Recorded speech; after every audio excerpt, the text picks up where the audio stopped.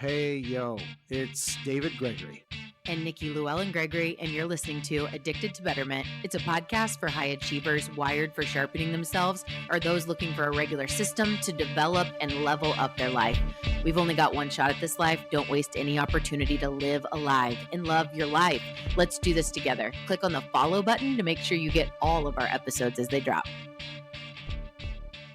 Hey, it's Nikki, and we're back on Addicted to Betterment. I'm here with my husband, David Gregory. Today's episode is to elaborate on our constant endorsement of the book Atomic Habits. We both love it so much. I know many of you love it so much. The bottom line is really rooting in its tiny actions lead to massive results. So that's the name of the episode today. Tiny actions, massive results.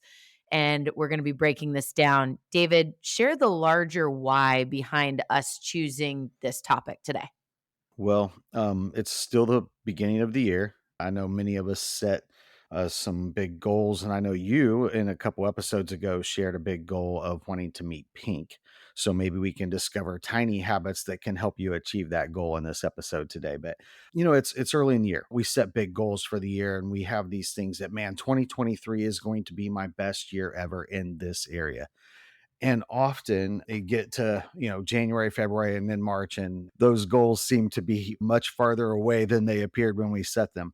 And often the goals seem overwhelming. It's like, oh, we have to do these massive actions to achieve these big goals that we have. The reality is that's just not the case. Tiny habits, tiny actions can get us to achieve those big goals.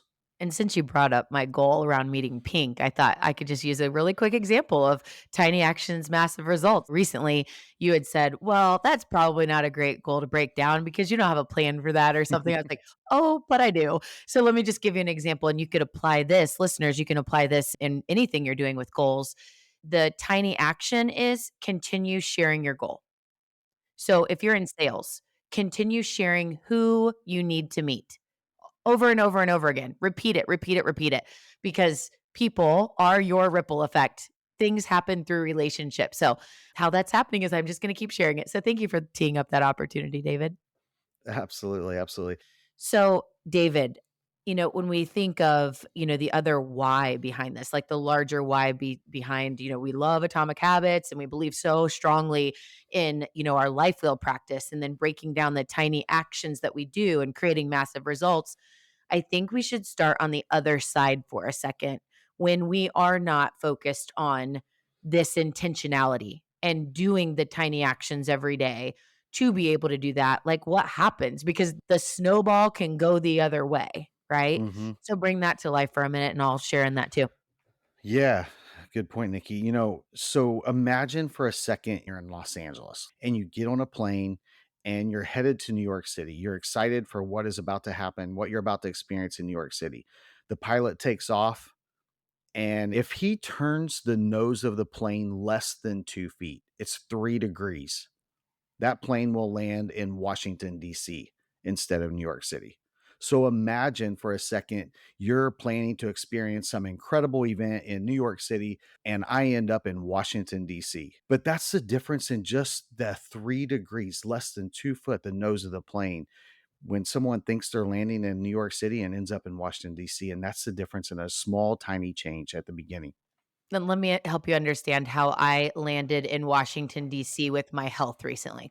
So I was so excited for the year of 2022 to come to a close, not because it was a bad year. It was just like, I need a break.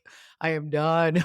And I really hung it up. It was like all of my tiny habits went out the window and I couldn't have been more excited. It's like the gym, no. Eating, whatever I want. Like it was just a free for all. And so now I am feeling the effects. We're right now recording, in January, and I'm getting my tiny habits back to be able to work towards my great results that I want again. But the way I feel right now, or let's say the way I felt 2 days ago before I really started this, lethargic, chubby, unclear, frustrated, all those things, right? And because of nearly 3 weeks of being off the planet, I couldn't have been more excited to have that. And I loved our holiday break, but I couldn't have been more excited to get back on track with these tiny actions because I love feeling energetic. I love feeling clear. I don't like feeling chubby. I like fitting into my clothes. And so, just to give you some examples of what this looks like on both sides, it's like I'm just going to run through what we're doing right now. So, no alcohol is we're on this plan right now for a period of time for a cleanse. And before it was kind of like cocktail hours every day. We've got a celebration and birthday and holiday and everything. It all included that. Tons of sugar. So right now it's on a no or very limited sugar situation, very limited carbs that we're counting, no dairy, no gluten, exercising twice a day. Again, this is a reset. So when I'm back to my norm, it's like having a really great workout at minimum per day. But the difference is not doing any of that made me feel all the things that I just shared. And now I'm just really into day 2, 3. It's like 2.5. And I was joking with my friends yesterday. I was like, I already feel 5 pounds lighter. Like, I am so energetic. Last night when we were going to bed, I wasn't even that tired. But my point is, these tiny additions into our calendar and tiny intentions that we put on sticky notes as reminders are the difference makers that create such massive results. And like I said, I'm in 2 days of making the shift and feel so much better. Good analogy. Man, I will try to avoid going down the health journey that I've been on for the last holiday season, and the results of that I'll share with the listeners. I was walking through the mall with one of my sons, and as we're walking by the candy cookie store, he casually, without even looking at me, just under his breath says, "Dad, I don't think you need to be looking in the candy shop anymore for a bit." So I took the not so subtle hint, and yeah, I'm joining you hardcore on this, and just like you, excited to be back. But the the point is you don't have to make these massive changes. Yes, we're doing it for a cleanse, but it's these tiny habits that you can install in your life that can, at the end of the year, help you get to those goals. And point on that is, the title of this is Tiny Actions, Massive Results. And I was giving an illustration of the snowball effect of me going all off plan for 2.5 to 3 weeks. Therefore, I'm on a pretty rigid restart for 10 days. And so is David, right? So, I need a little bit more than tiny actions right now because I really went off plan. Normally, when we're keeping consistency in our lives, they are very tiny actions. One thing that came to mind is a quote that I've lived by for so long. Does anyone know Jeffrey Gitomer? I was so excited years ago to engage Jeffrey Gitomer in a partnership with a past company of mine, Rainmakers. But Jeffrey Gitomer came as our keynote speaker for an event, and I couldn't have been more excited. I love his stuff. I absolutely love his teachings. And one of his main quotes that is in one of the books, but he said it that day, and I've repeated it so many times. In order to get what you want, you have to know what you want and have a game plan to get there. I have lived by that for so long, and that's what we're here to talk about today. Whether the snowball compounded and you've got to have a little bit more of a plan for a reset, like our cleanse for 10 days, or the game plan is just a consistency sharpening thing. You got to know what you want and you got to be able to lay out that game plan and then have those consistent efforts. So, David, let's walk into we talk a lot about our life wheel, and we'll link out again into this in the show notes so that you can find that document just to make sure that you know what we're talking about. But for those of you that maybe haven't been following along, I'm going to give a real quick repeat. If you had a piece of paper, you draw a circle, you cut that circle into pie pieces, 8 of them. The 8 pieces of pie are what make up the different hats you wear in life or the different focus areas of your life. Mine isn't the same as David's. They're close. For example, I have our marriage, I have my health, financial, faith, personal growth, fun, right? You get me. You fill those in and then you look at those, and it really gives you a visual to stay focused on the key areas and see it and write out, like, where am I at in the next steps and all the things. But I think what we could do for this tiny actions, massive results, David, is break down maybe 4 core areas. We could do faith, health, financial, and career, and kind of walk through what this looks like to illustrate tiny actions, massive results. You want to? That sounds good. And actually, the story you just told about our health, that's so perfect because it's a perfect example of, if you look at a piece of paper and you draw a flat line and you say, okay, across the entire piece of paper, if I don't make any changes at all, here's my flat line. If I do what David and Nikki did over the holidays and I make these negative 1% trajectory, at the end of that paper, your curve is going to be way down.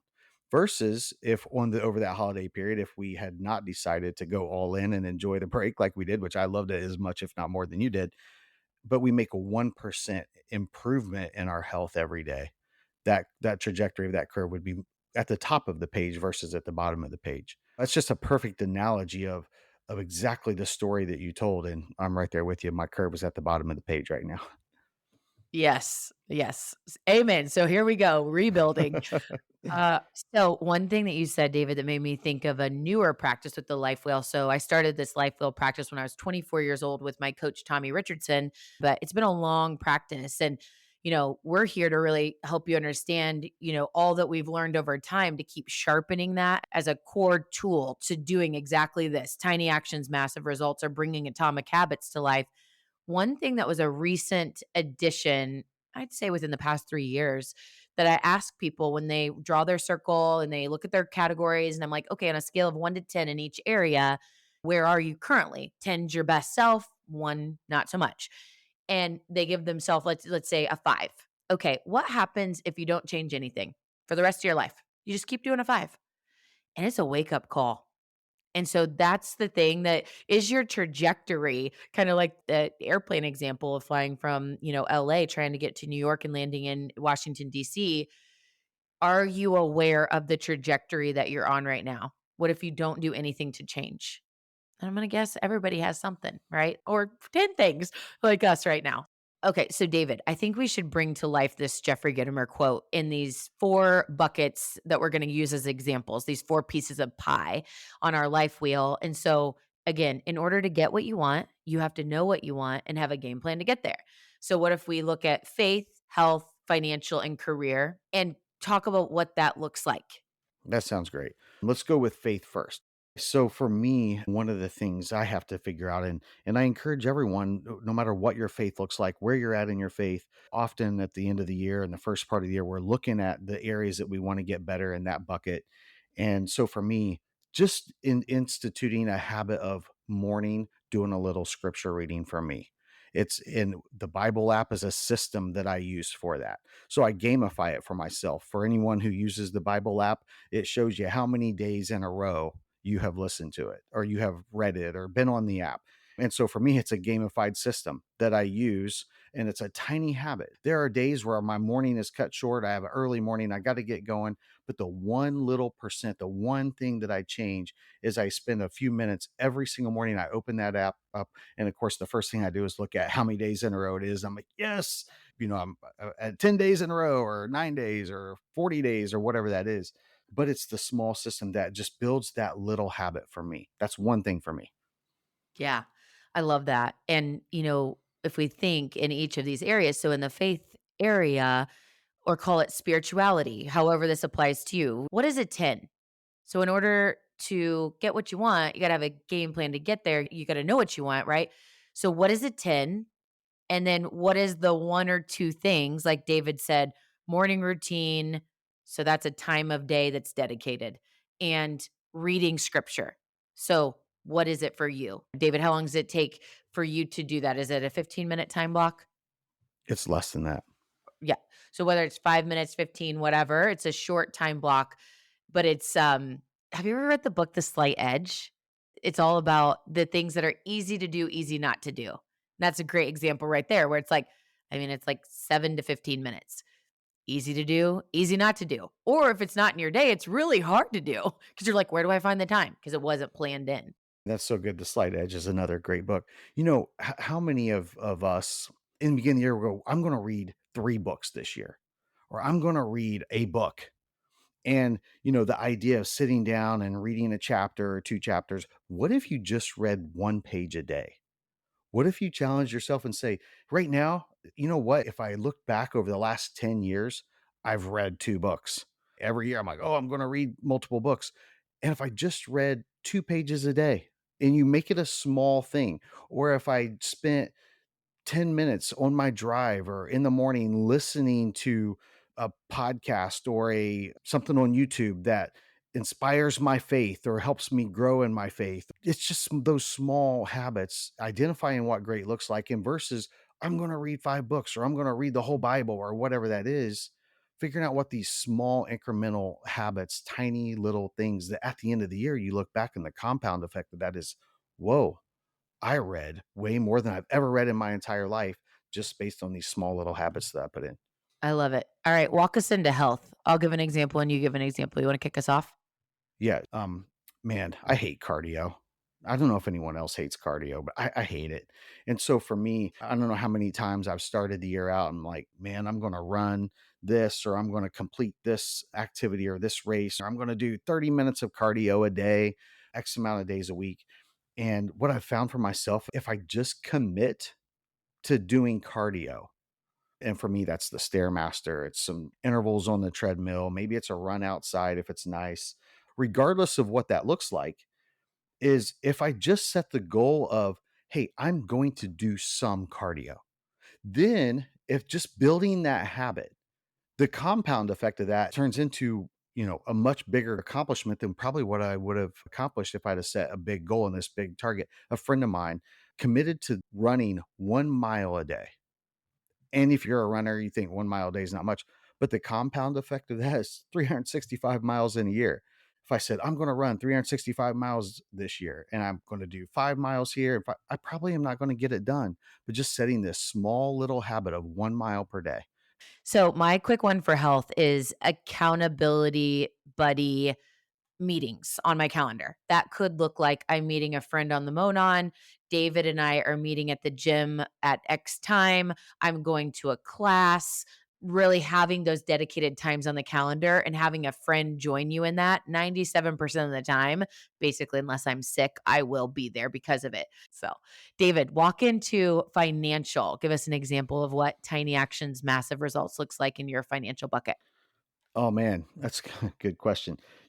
Some time ago, I made the painful decision to track every dollar I spent in 2 months. And I was astounded at how much money I was spending at Starbucks, at how much money I was spending in dinners out, lunches out, all the different things. And so just the tiny habit of paying attention to those things, just adding them up and tracking them, even though it seems insignificant. And you think, oh man, stopping at Starbucks every morning or grabbing a McDonald's Coke or whatever it might be. But man, 3, 4 bucks every single time, it adds up, and so it's a tiny habit is just tracking that and paying attention to that. So it's a tiny thing, but it really adds up.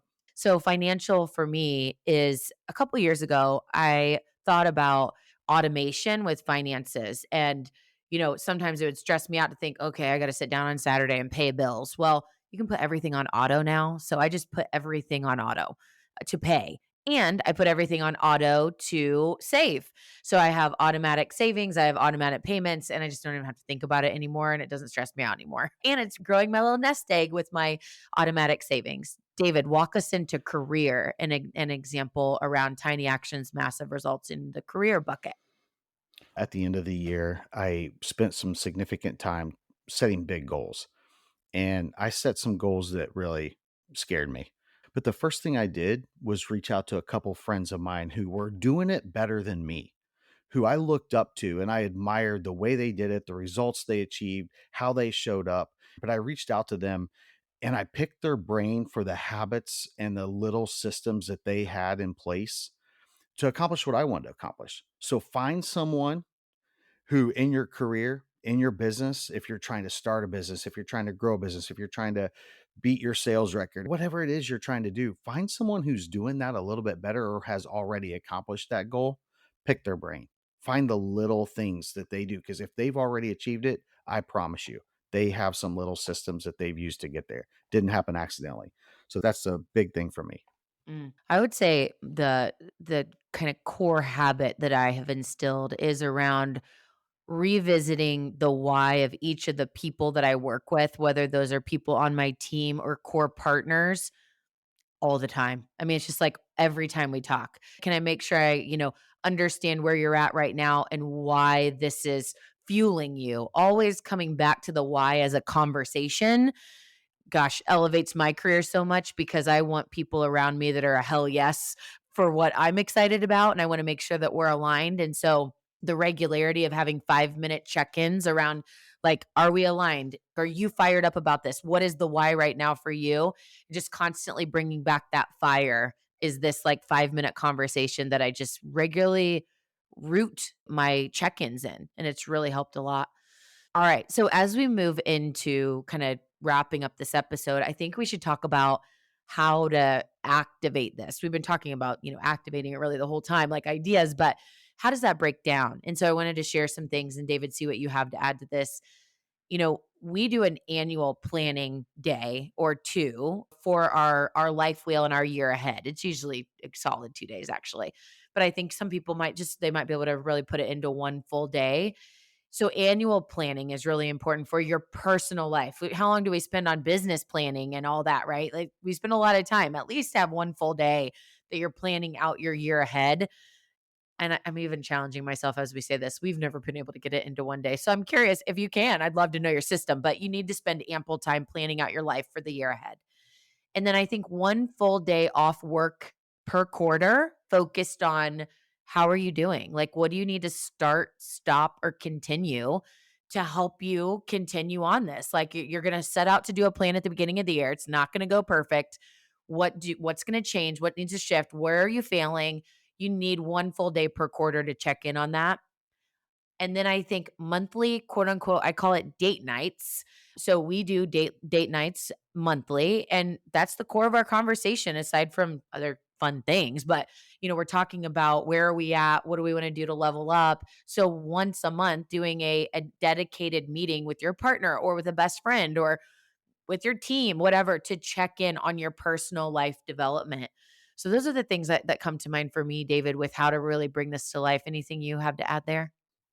Yeah, that's so good. I think for me, the starting point is I start out with the story of if you're in Los Angeles and you're trying to get to New York City, make sure that the nose of the plane is going towards New York City. So figure out exactly what that New York City is. Spend the time, as you said, figuring out what great looks like. Where are you trying to get to? What is that? Because if you don't know where you're going, how are you going to get there? And so spend the time to do that. And then exactly what you said, taking the time to develop a plan, the small habits and figuring out what those are and then checking in regularly. Agreed. Same 100% spot on. Put all that stuff on your calendar so you don't even have to think about it. Just block it out. You can always move things on your calendar. So it's not like, oh, it's the second Tuesday of each month at 5 o'clock, and I have to do, just remember you can move it. Just don't delete it. Just move it and make sure that it gets in there. But put it on your calendar. It's just a great system. So, David, final thing before you take us into our action items that I want to touch on is excuses.